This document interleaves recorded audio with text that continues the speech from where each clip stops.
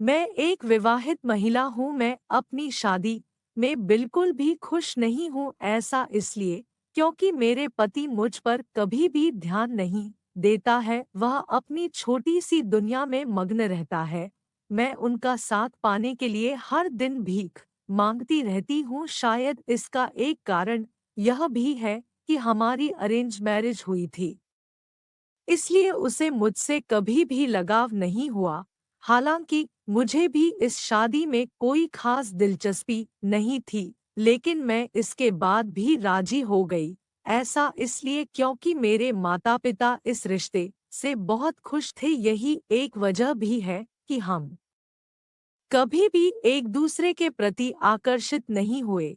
हम केवल नाम के विवाहित जोड़े हैं, जो दूसरे लोगों की तरह एक ही घर और छत के नीचे रहते हैं। हम कभी कभार ही सेक्स करते हैं। ऐसा इसलिए क्योंकि वह एकदम उबाऊ आदमी है। उसे रोमांस के नाम पर कुछ भी नहीं आता है। हम शादी के बाद केवल अपने हनीमून पर गए थे। उसके बाद हम आज तक कभी भी एक साथ बाहर नहीं गए। सच कहूँ तो उसका मंदबुद्धि व्यक्तित्व मुझे हर दिन उससे घृणा करने के लिए मजबूर करता है। वह केवल अपने काम में डूबा रहता है। उसका काम ऐसा है जिसकी वजह से उसे ऑफिस जाने की जरूरत भी नहीं पड़ती, इसलिए वह घर पर ही आराम करता रहता है। यही एक वजह भी है कि उसे दिन के हर मिनट में अपने कमरे में देखकर मुझे बहुत ज्यादा निराशा होती है। वह बस बैठता है और काम करता है, यहाँ तक कि लैपटॉप के सामने खाना भी खा लेता है। वह एकदम आलसी और सुस्त है। उसे केवल एक चीज पसंद है, वह है घर में बंद रहना। ऐसा नहीं है कि हमने इस बारे में बात करने की कोशिश की, लेकिन इसका कोई फायदा नहीं हुआ। मैंने उसे इतने हिंट दिए कि हमें साथ में डेट पर जाना चाहिए, लेकिन उसका रवैया ज्यों का त्यों है। मेरी निगाहें मेरे पति को नहीं बल्कि कमरे से बाहर मेरे देवर को ढूंढती रहती है। दरअसल मेरा देवर बेहद हैंडसम और फिट है। उसका व्यक्तित्व अपने बड़े भाई के बिल्कुल विपरीत है।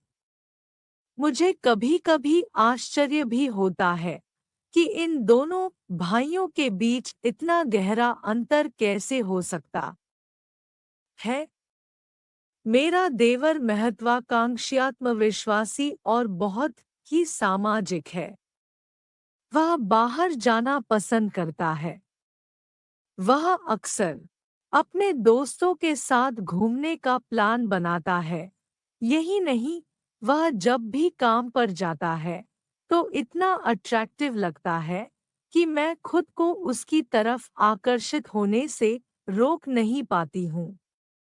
हालांकि मैं मानती हूँ कि यह सब बहुत गलत है, लेकिन जब आपके पास एक ऐसा पति होता है जो पर बिल्कुल ध्यान नहीं देता, तो आपका ध्यान किसी दूसरे व्यक्ति पर जाना लाज़मी है। मैं आपसे छिपाना नहीं चाहती, मुझे अपने देवर से प्यार हो गया है। उसमें वह सब कुछ है जो मैं अपने जीवन साथी से चाहती थी। हमारे व्यक्तित्व पूरी तरह से मेल खाते हैं।